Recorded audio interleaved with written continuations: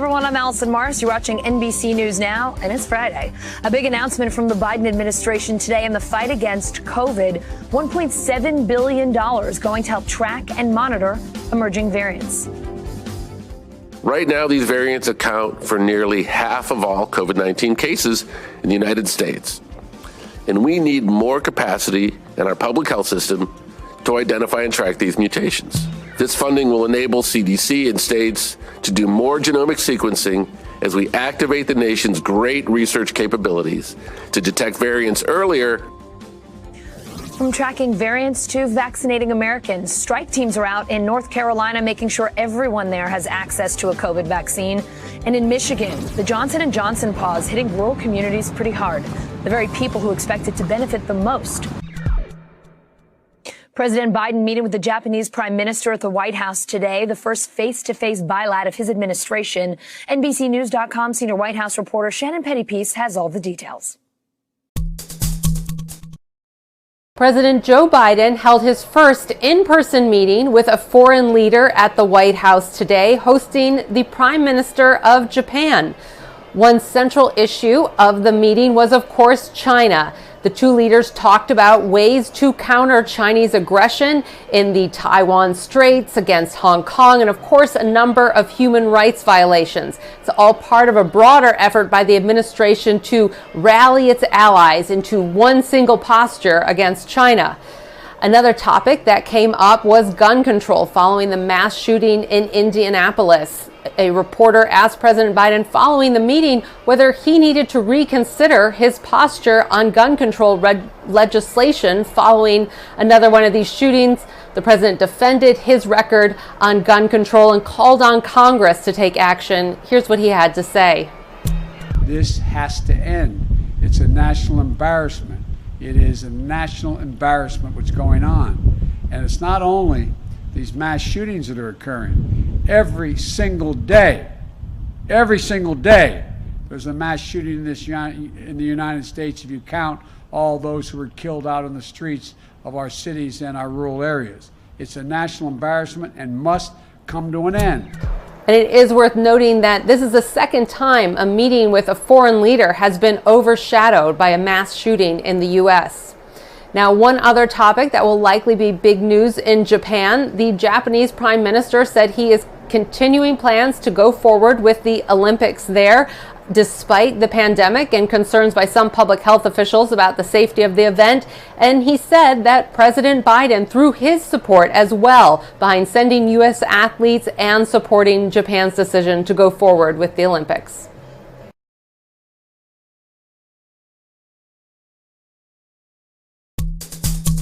Vaccine strike teams on a mission to make sure that everyone can get a vaccine, especially historically marginalized communities. The Johnson & Johnson pause not helping. NBC News Now correspondent Maura Barrett is joining me from Raleigh, North Carolina. Maura, you've spent some time with a group called Resolve to Save Lives. They focus on vaccine equity. They also try to tackle vaccine hesitancy. How's that J&J pause affecting them? It definitely has a huge impact, Allison, because this is a group that's working in North Carolina, also in historically marginalized communities in Indiana, Ohio, and Pennsylvania, and Texas.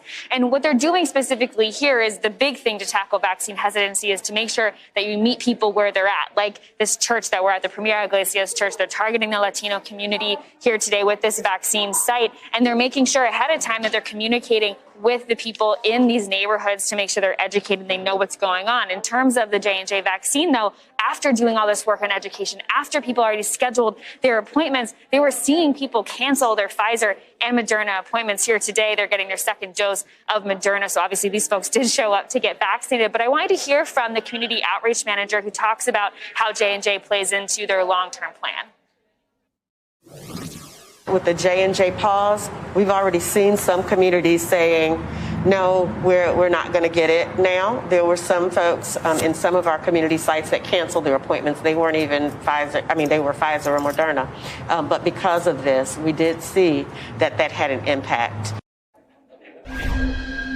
So she just said that this creates more work for them down the road. They also were planning to do J&J vaccination events for migrant farm workers as well as those who are homebound. And so this is something that definitely is an added step even as they've been working so hard throughout the pandemic to make sure that everything is done equitably. Allison. So, Maura, I understand in North Carolina, anyone 16 and up can get a vaccine. That's great, right? It's access for a whole lot of adults. But how is Resolve to Save Lives working with that to make sure that all folks in North Carolina have access, especially communities that have challenges or even concerns about getting the shot?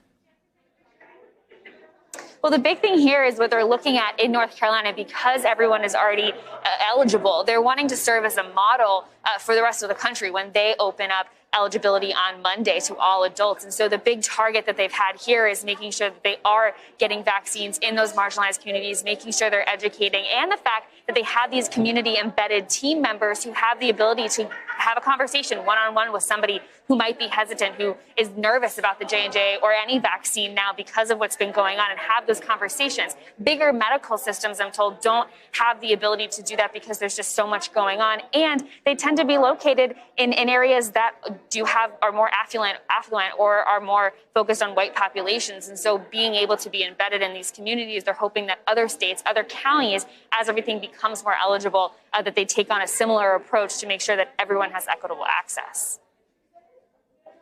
Really important issue. Maura, thanks for going to North Carolina to highlight it for us. We appreciate it. Michigan had big plans to use the single-dose J&J shot in hard-to-reach rural communities. That was before the vaccine was paused. So now what? NBC News correspondent Ellison Barber went to Alpena, Michigan to find out. In rural Michigan, vaccine clinics like this one are still taking place in town, but this is not an option for everyone. If you look at this map with me for a minute, you can see these dots. These dots all represent some sort of office within Mid-Michigan Health's system. You can see we're up here in Alpena.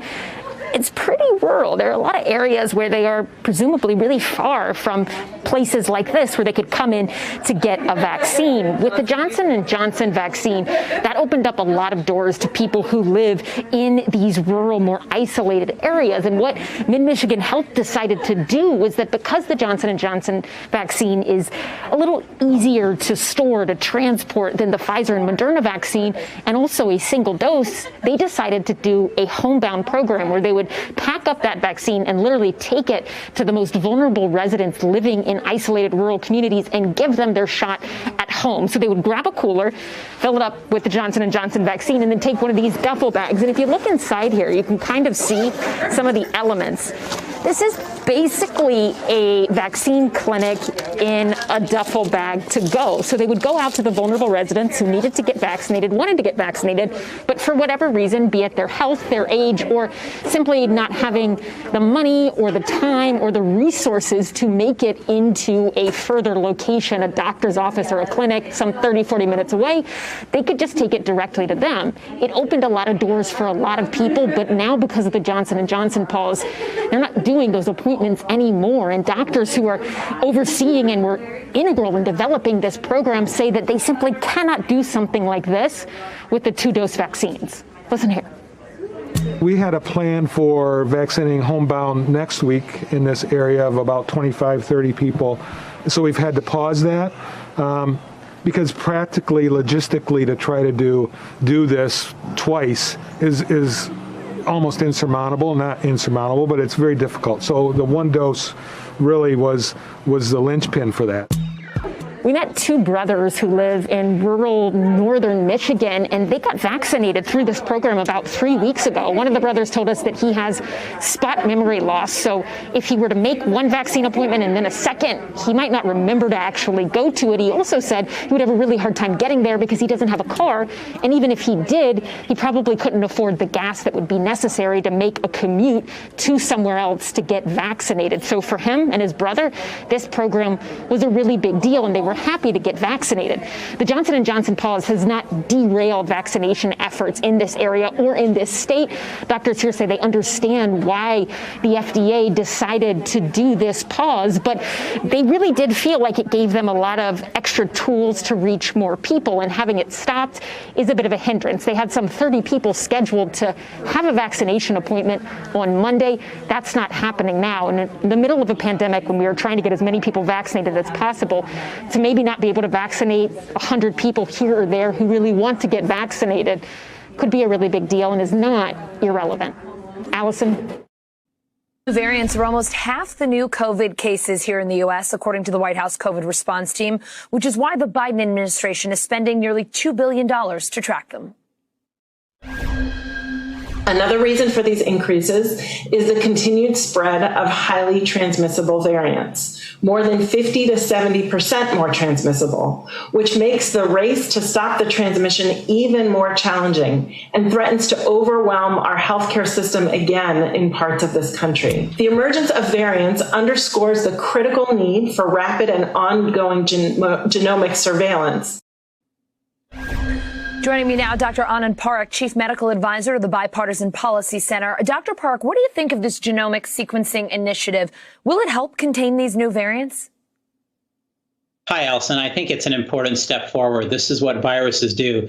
They mutate, and that's why genetic surveillance is so important. They help us to identify variants, for example, that are more transmissible or more lethal, or variants that may evade our immune system so we know whether treatments work, vaccines work, whether we're more likely to be reinfected. So it absolutely impacts our pandemic response moving forward. We were behind the wheel. We've been catching up over the last few months. So I think this step today will further accelerate our efforts. Michigan is expanding its mask mandate to include kids as young as 2 to 4. We know young people there have been a big part of the COVID surge in the state. Will that help? And what else do you think Michigan should be doing to get the situation there under control? It does align with the CDC recommendations. What we've seen in Michigan are not just K to 12 school outbreaks. We have also seen outbreaks in childcare facilities, daycare facilities, day camps as well. Of course, there is a compliance issue with kids that young. We have to do the best we can, but it is aligned with the CDC recommendation. I think that measure today is just one of several measures that the governor has invoked to extend for another month the mask mandate in public, as well as restrictions with respect to indoor gatherings and indoor capacity. All of that, Allison, is just so important. Michigan is right now the center of the storm right now with B117, and it's so important over the next couple of weeks to do everything possible to reduce cases, hospitalizations, and deaths. Dr. Parekh, at today's White House COVID briefing, Surgeon General Vivek Murthy talked about the J&J pause. Here he is. This week is a reminder that safety is our top priority. Even when an extremely rare safety event occurs, our scientific agencies will act with thoroughness and transparency so people can remain confident in the vaccines that are recommended to them. Dr. Parekh, do you agree with the Surgeon General? Is this the system working as intended? And what else would you like to see here? It does really show that the system is working, and it also should build vaccine confidence, the fact that regulators are taking this so seriously. That being said, I really hope, Allison, that in the coming days, hopefully not longer than a week or so, we can get some interim resolution here, even if that means some age and gender restrictions. You'll recall there were two reasons for the pause. One, to alert the healthcare community about treatment with respect to the complications of the blood clot. And the second, to assess the scope. Are there more than just the 6 cases identified? So I really hope that we can get to the bottom of that quickly, because as you've just been talking about today, the Johnson & Johnson vaccine is such an important tool in our armamentarium. Certainly, in some cases, we can get Pfizer and Moderna vaccines to replace that. But for certain populations that are underserved, hard to reach, it's such an important vaccine. And so I really hope that there's quick and decisive action in the coming days, if not a week, hopefully not much longer than that. Yeah, hopefully we'll get some news there next week. Dr. Parekh, always great to have you on the show. Have a nice weekend. You too. Thank you. Let's go to NBC News Now correspondent Simone Boyce. She's got the latest headlines from NBCnews.com and is going to help usher us into the weekend. Simone. Let's do it. And let's start with some news out of Washington, Allison. Federal prosecutors securing their first guilty plea in connection with the January 6th Capitol riot. John Schaefer pleading guilty today to multiple felonies, including illegally entering the Capitol. Schaefer is a member of the far-right group, the Oath Keepers. His plea agreement includes cooperating with the government, which could be important in understanding the forces behind the siege. And switching gears to some international news here, Russia's foreign minister announcing today that Moscow will order 10 U.S. diplomats to leave Russia. The move following new sanctions by the Biden administration, who ordered 10 Russian diplomats expelled on Thursday and added new restrictions on Russia's ability to borrow money. Russia's saying there's a possibility it will take, quote, painful measures against American business in the country, but that it wouldn't take that action just yet.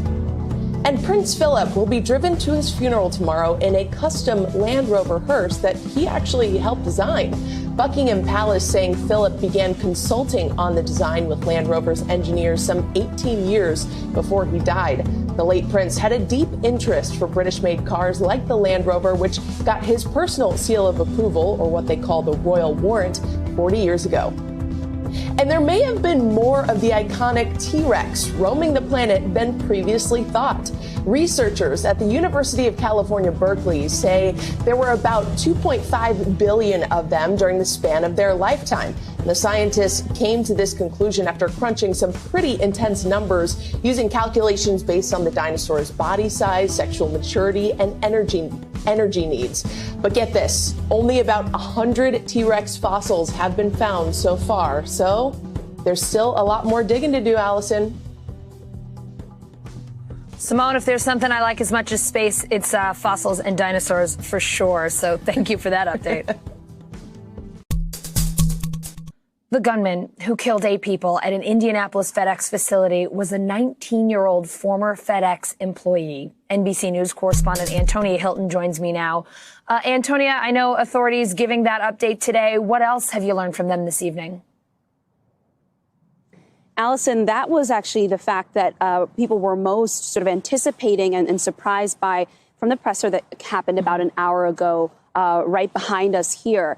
To find out that the gunman, Brandon Scott Hull, was an employee here at this FedEx, is helping give people some context and color to what happened last night. And many of the employees who people have spoken to throughout the day had suspected this all along. Many of them described to us that when they came to work, they were accustomed to good security, to themselves being patted down.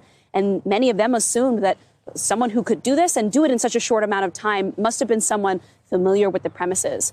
We still do not have much information about his motive, why he chose last night, if he knew who was on the shift then. But take a listen to what we did learn at the press conference about an hour ago. FedEx officials have confirmed that Mr. Hull was a former employee at the facility, and he was last employed in 2020. There were at least 100 people in the facility at the time of the incident. Many were changing shifts and were on their dinner break. You can hear him describe there how many employees were there that night changing shifts. And that has led to a lot of the chaos here. Just the large numbers of employees who were there, of course, means, multiples in terms of loved ones who have spent the day, Allison, wondering where they are and how they are. Many of them at a Holiday Inn around the corner from us right here they've waited, tried to talk to fellow colleagues and employees who worked alongside their loved ones, waiting for information from authorities here. And what we're hearing from the coroner's office is that they are still actively identifying people. So there are people who have spent the entire day here in Indianapolis unaware of what's happened to their loved ones who work here, Allison. Antonia, our colleague, Justice Correspondent Pete Williams, is also reporting that the suspect's mother reached out to the FBI at some point last year to say that her son might try to commit suicide by cop.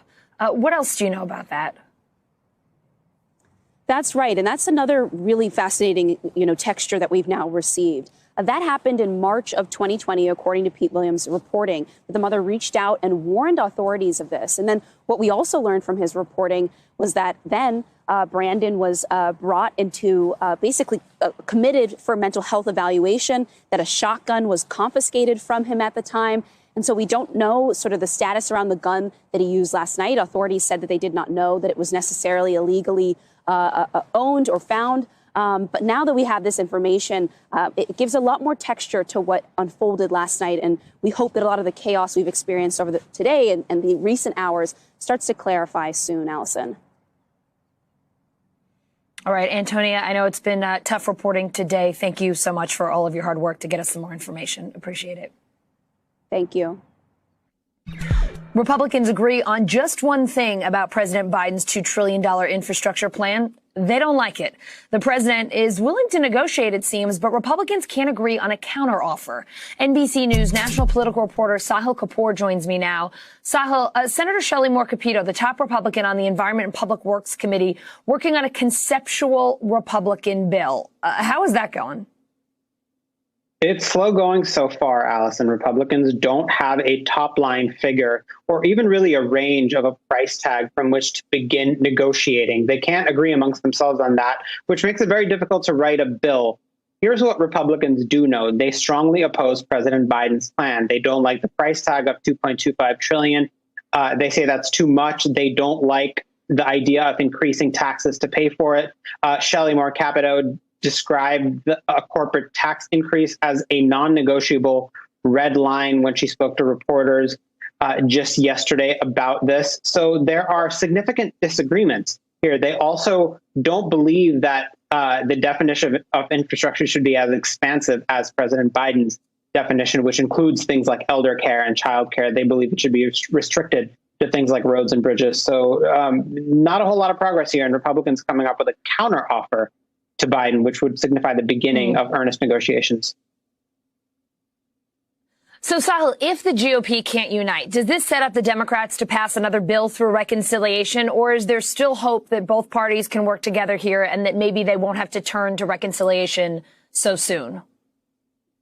There is still that hope, Allison. I would not expect a turn to reconciliation anytime in the foreseeable, in the coming days, or maybe even the coming weeks. This is going to be a production, and part of that production is for Democrats to prove that they tried really hard, in fact, to get Republican support. And if they just couldn't do it, then the White House is going to endorse a different kind of route, the same route that they took for COVID-19 aid. But this is a different situation because COVID-19 was an emergency when President Biden walked into the Oval Office. There were people dying every day. Infrastructure is a different kind of thing. The White House will argue that these investments are important, that they're necessary, but it's not the same kind of emergency. So they're going to have to play this differently if they want to hew to President Biden's promise of pursuing this new kind of bipartisanship and unity, even if some aides, Allison, strongly believe that the likely end game is reconciliation, that if Republicans can't even come up with a counteroffer, how are Democrats to negotiate, even if they want to, Allison? All right, Sahil, let's see. We got to get the Republicans to get on the same page and come up with a counteroffer. We got to see then if they can play nicely with the Democrats and they can come up with some sort of compromise. A whole lot of compromise on the table here. So we'll keep an eye on that for sure next week. Sahil, thank you. HHS caring for nearly 20,000 unaccompanied migrant children right now, according to federal data. In more than 80% of those cases, the child has a family member in the U.S. So why is it so difficult to connect them? NBC News Now correspondent Dasha Burns shows us what so many families are going through to find their kids. You could say it's a story about immigration, about the overwhelming number of unaccompanied minors in government custody, about policy and politics. But it's also a story about a teddy bear named Peludin. He traveled from Santa Ana, California to Phoenix, Arizona in the arms of a mother, desperate to reunite him with her 6-year-old boy named Juan Felipe, holding the toy all through the journey as tightly as she wanted to hold her son. Your son? Sí, le compré este porque como se perdió el de él para que since he lost his, this one's here so that he knows that he has a buddy because he lost one on the way. Juan Felipe lost his first Peludin in the desert when crossing the border from Mexico to Arizona. His mom, Andrea, says she came to the U.S. from Venezuela last year because of threats on her life. When her family started receiving the same threats, they too came here seeking asylum. Juan Felipe traveled with his stepfather, half-brother, and his abuela. but they were separated by Customs and Border Protection despite the fact that he was with his stepfather, and Juan Felipe was deemed an unaccompanied minor. CBP did not respond to requests for comment on the separation. Andrea spent a week trying to get information about her son. Nadie me decía, no decían ni si estaban o no estaban. No me decían nada, no le puedo dar información, no le puedo dar información. Llamaba 3 veces al día, en la mañana, en la tarde y en la noche. And she's not the only one making calls. According to DHS, 80% of unaccompanied minors have a family member living in the U.S., and 40% of those family members are parents. They call into this government hotline to try to get more information about their kids. We joined a father looking for his 2 daughters, ages 9 and 13, as he tried calling the hotline, which he's done every day for 3 weeks. After more than 1.5 hours of this, an operator finally answered, but didn't tell him where his girls are. Yo ya te había dicho que las niñas estaban en el albergue y te había mandado ya los documentos desde el día 31. Ajá, correcto, pero desde ese día yo no sé nada de mis hijas. Bueno, tanto como no saber nada, no, porque sí sabías que las niñas estaban en el albergue y que estaban seguras. No, yo no sé dónde están, como le digo, yo desde ese día yo no he tenido comunicación con las niñas ni nada, no sé dónde están realmente. No, es información confidencial. Esta situación es de espera, de paciencia y de serenidad. This father now must wait. But Andrea eventually did get a call from CBP telling her Juan Felipe wouldn't stop crying. Then another call from Health and Human Services telling her he wasn't eating or sleeping. What was it like to get those phone calls, hear your son crying on the other end of the line? What was that experience like for you? Ay, eso me destrozó el alma, me destrozó porque era muy lindo porque él cuando lo iban a trasladar no se dejaba montar a la van, al bus y decía, sin mi abuelita no, sin mi abuelita no. She learned he was placed in a temporary foster home in Phoenix and was terrified she'd never get him back. No, eso es muy difícil. It's very difficult. Yo no sé qué hizo mi hijo, está pagando todo. So she sought help from Dr. Amy Cohen, who runs Every Last One, a nonprofit that helps reunite families. The two quickly got on a plane to Arizona to advocate for Juan Felipe's release. Amy believes reunification should happen more quickly. It's not difficult to know when a child and a parent are child and parent.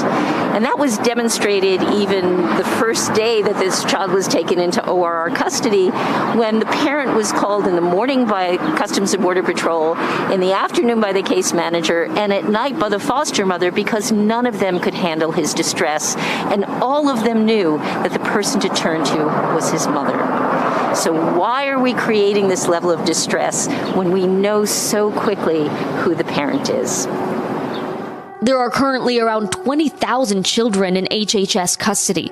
Data from the last week shows children released from HHS had spent an average of 31 days in custody. We are inundated with calls from families with even very young children who they've not heard from for weeks and weeks, who they're unable to locate because even the systems for locating a children have broken down. And so we're hearing from parents who are as traumatized as the parents that I saw during Zero Tolerance from the separation from their children. According to an HHS spokesman, at the start of this year, the agency was able to match one case manager to about 12 children. But the number of children per manager has shot up as the agency scrambles to hire more people. The spokesman did not provide the current ratio. But this week, Andrea became one of the lucky ones.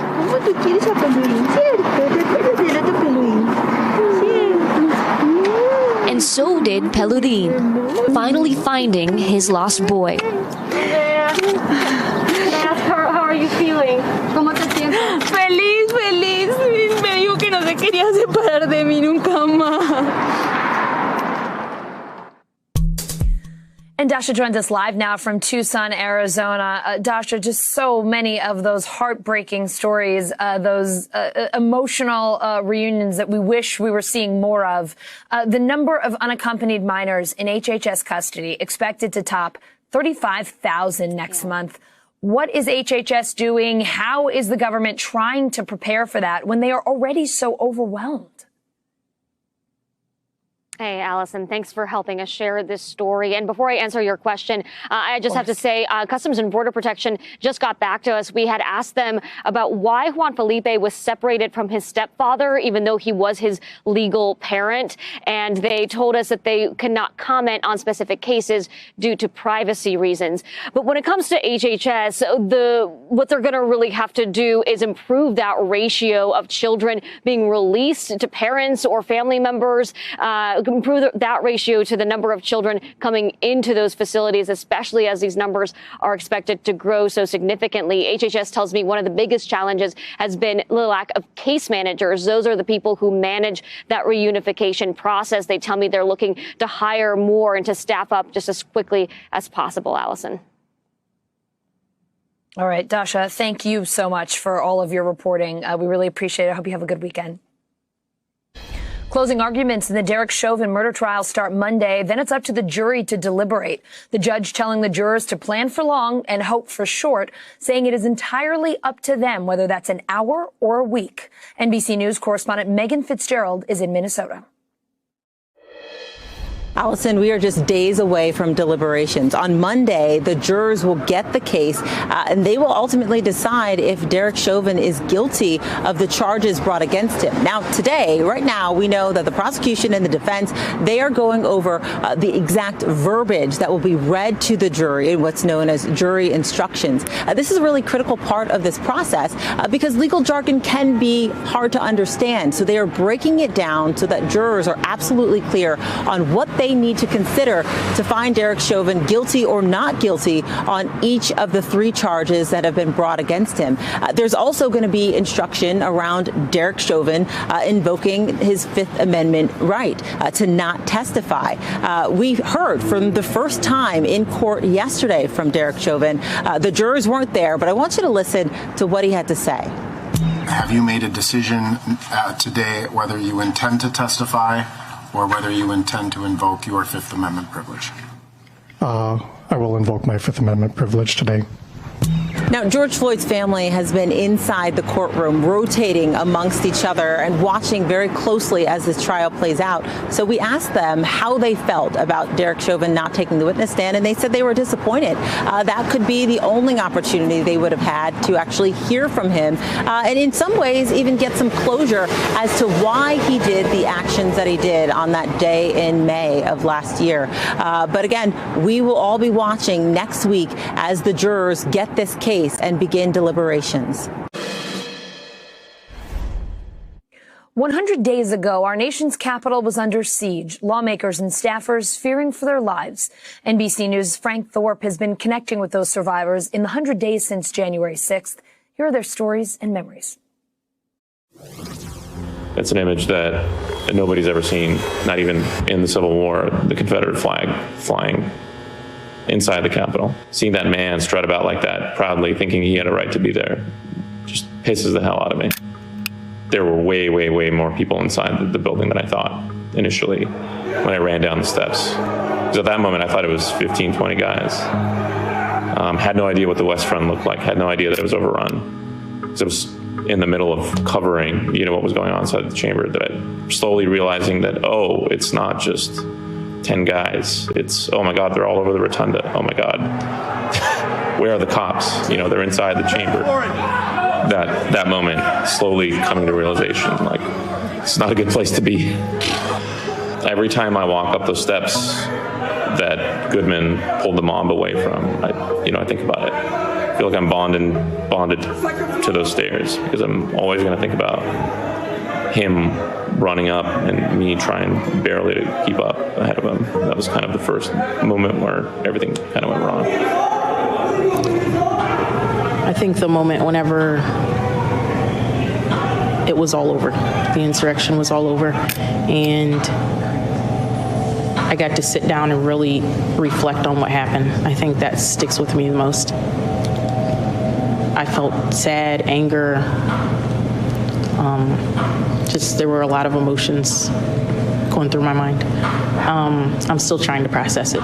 So I still have moments where I get really upset. And I hope they'll remember how hard we fought and the bravery of the officers that were here.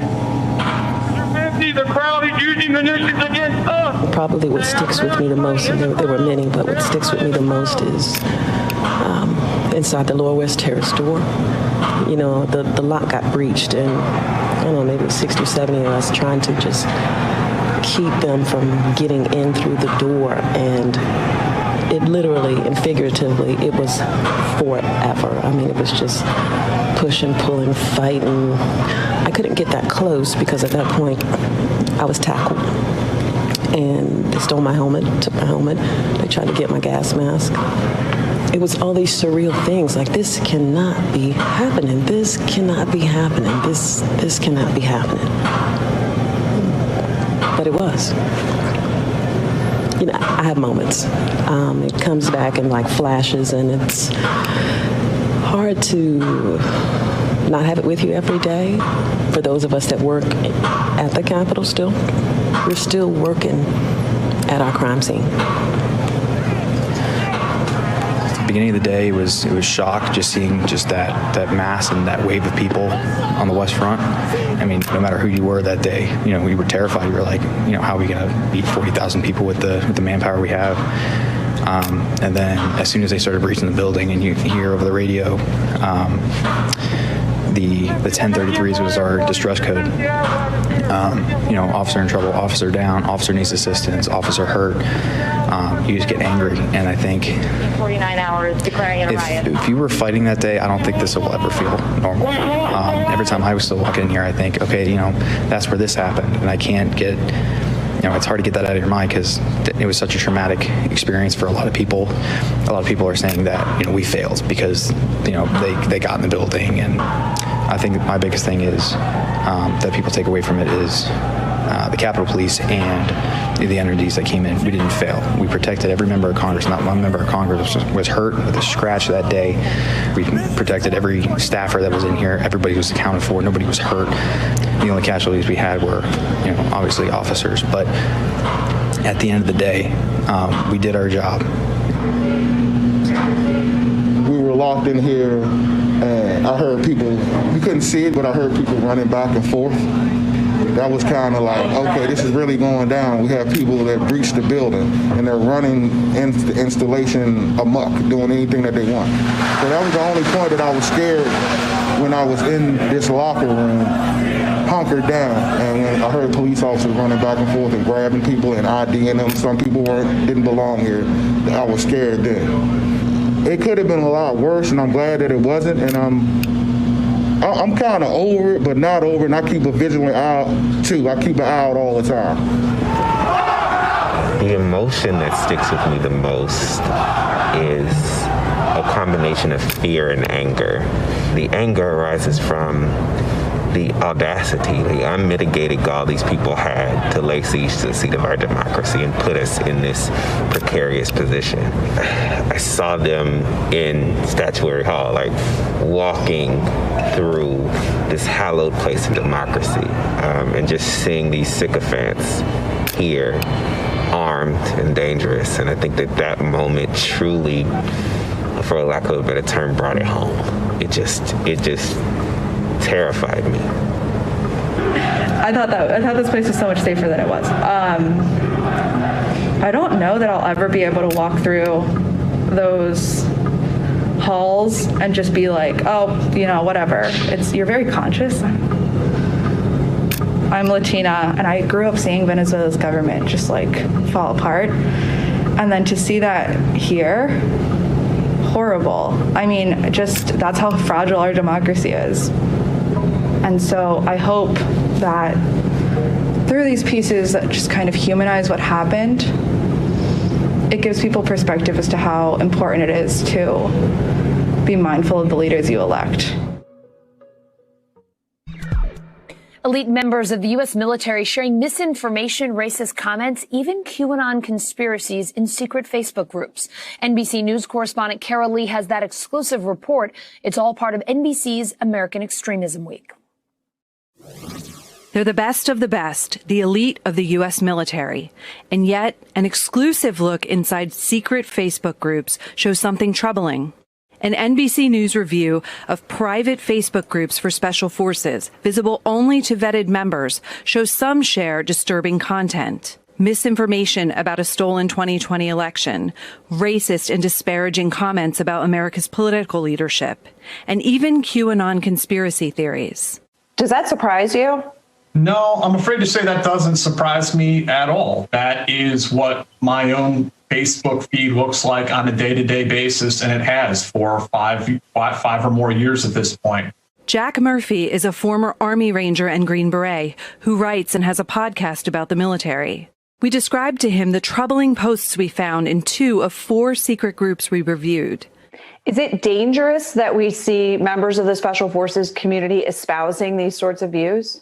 I think it is dangerous. I think it becomes a question of dual loyalties. You know, if we look in regards to the QAnon conspiracy, if you really believe that our government consists of a cabal of pedophiles that are, you know, trying to deconstruct democracy, then it becomes a question of who are you loyal to? What are you fighting for? Or what are you fighting against?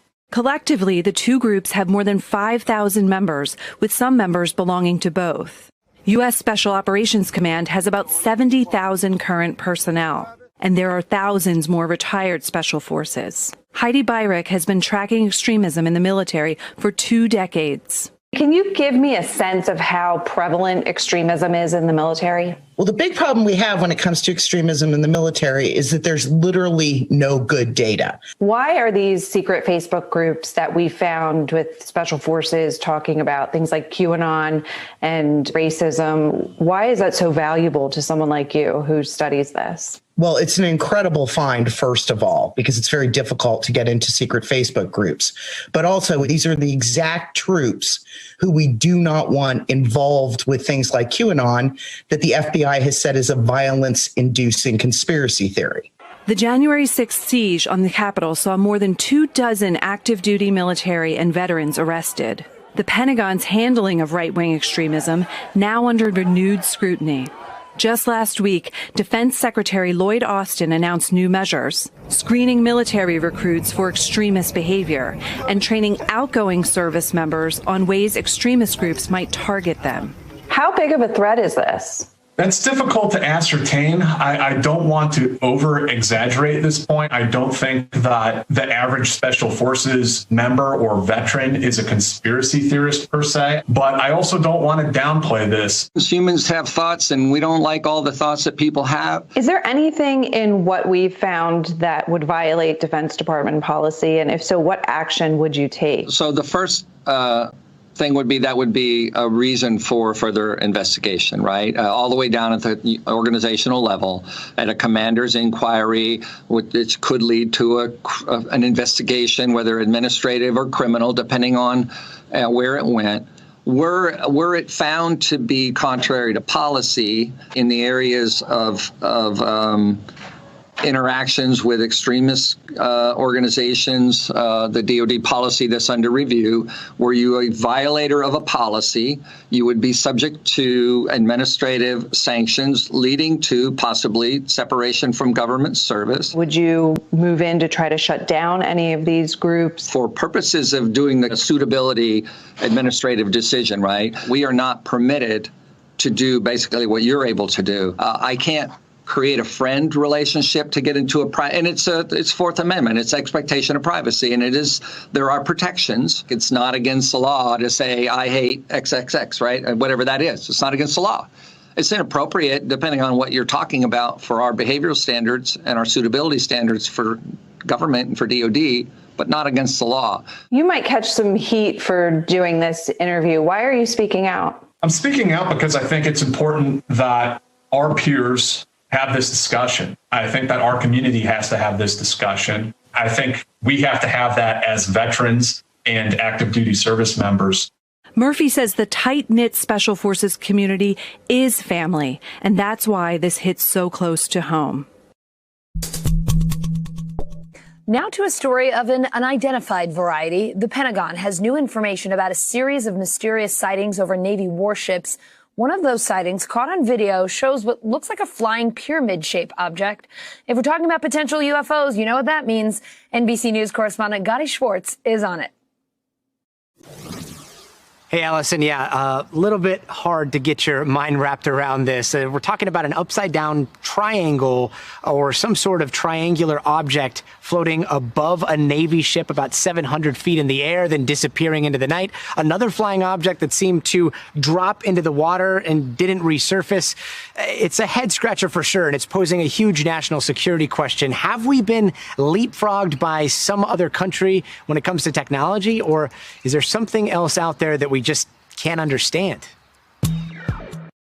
In night vision video from a Navy destroyer, a mysterious flying triangle above the deck of the ship. The Pentagon confirming the images obtained by documentary filmmaker Jeremy Corbell were taken by Navy personnel, expected to be a part of a report on unidentified aerial phenomenon to be presented to Congress this summer. Already online, some skeptics say the images are caused by cameras trying to focus, but some of the objects go beyond just flying in the sky. One shows a spherical object dipping into the ocean, similar to an incident in Puerto Rico where an object was tracked buzzing an airport, then flying into the water, popping back out before appearing to split into two and disappearing. Over the last several weeks, some of the nation's top former intelligence officials have been raising eyebrows. Look at that thing. It's rotating.